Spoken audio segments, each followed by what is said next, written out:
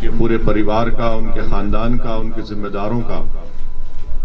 और मेरा मानना यह है कि इंशाअल्लाह ताला जनाब अतीक साहब की मजलिस में शमूलियत के बाद से यकीनन उत्तर प्रदेश मजलिस को एक तक़वियत मिलेगी और आने वाले विधानसभा के चुनाव हो या फिर फ्यूचर में हमारा पार्टी का जो काम है उससे यकीनन हमको उससे फायदा मिलेगा।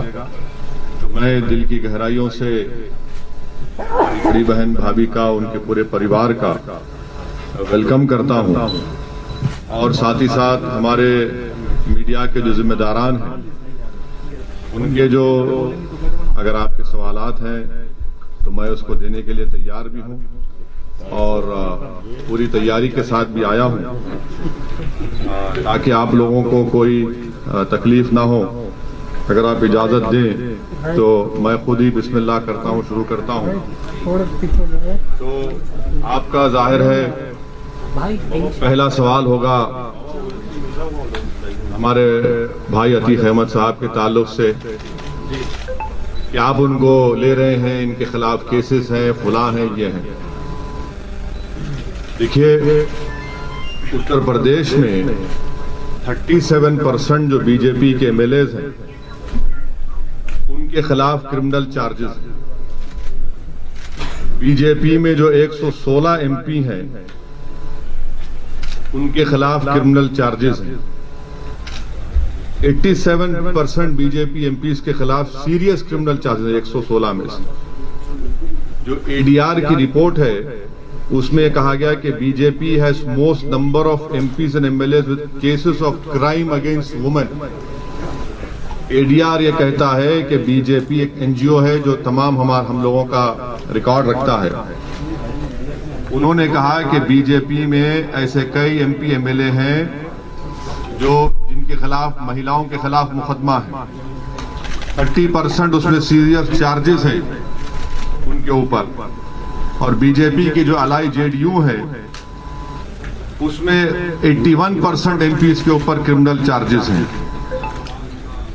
बीजेपी में एक सांसद है मध्य प्रदेश से, उनके खिलाफ तो और सीरियस चार्ज है। आप जानते हैं जो माजी में नाथूराम गोडसे को अपना हीरो माना और हेमंत करकरे के ताल्लुक से अनाप शनाप बका।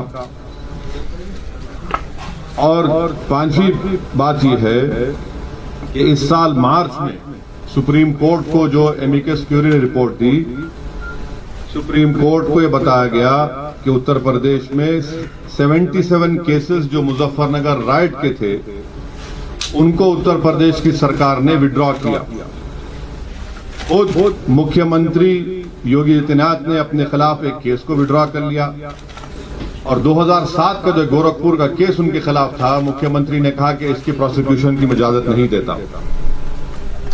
तो इससे एक बात और इससे बात साफ जाहिर हो गई कि जिस किसी पॉलिटिशियन का नाम प्रज्ञा होगा, अजय होगा, कुलदीप होगा, संगीत होगा, सुरेश होगा, कपिल होगा,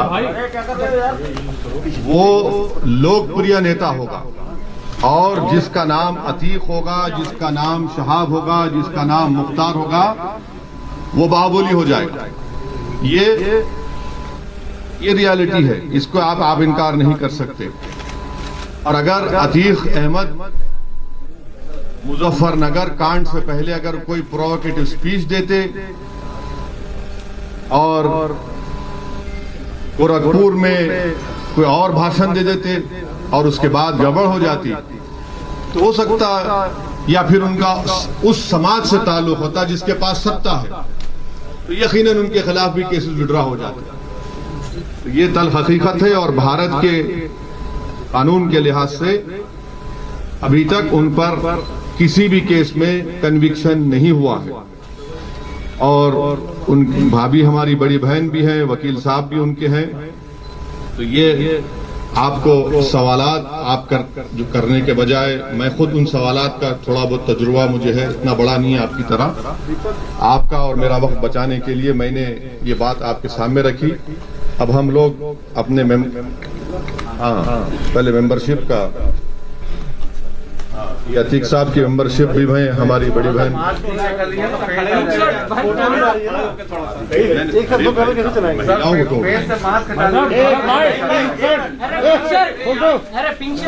अतीक साहब की मेंबरशिप का दे रहे हैं। ये हमारी बड़ी बहन भाभी का भी मेंबरशिप हम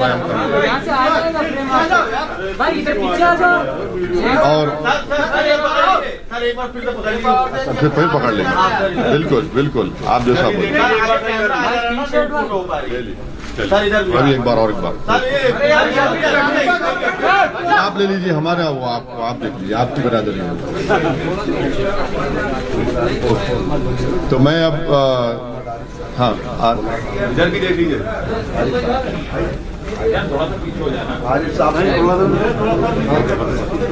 अब थोड़ी देर के लिए हमारे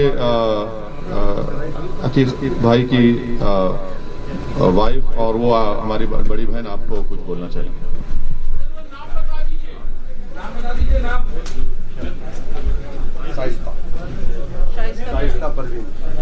अरे भाई पिंक शर्ट आप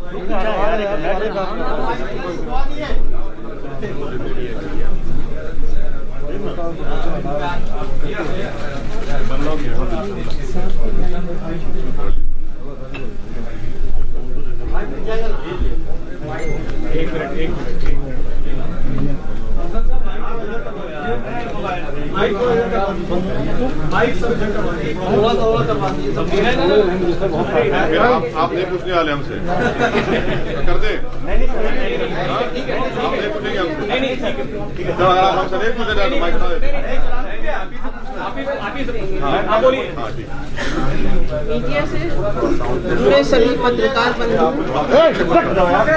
मीडिया से जुड़े सभी पत्रकार बंधु आदाब, अस्सलाम वालेकुम। मैंने बैरिस्टर जनाब असदुद्दीन ओवैसी साहब की बहुत सी तकरीरें सुनी और पार्लियामेंट में उनके डिबेट भी सुने और उनकी काबिलियत और दूरदर्शिता से बहुत प्रभावित हुआ। बैरिस्टर जनाब असदुद्दीन ओवैसी साहब का देश के प्रति प्रेम और संविधान के प्रति उनकी आस्था, अल्पसंख्यकों एवं दलितों के प्रति उनके प्रेम और उनके मिशन को देखते हुए मैं उनकी पार्टी ऑल इंडिया मजलिस इत्तेहादुल मुस्लिमीन MIM को ज्वाइन करता हूं और मैं भी करती हूं। आप सब से सहयोग की अपेक्षा है। थैंक यू, बहुत शुक्रिया आपका। शुक्रिया भाई।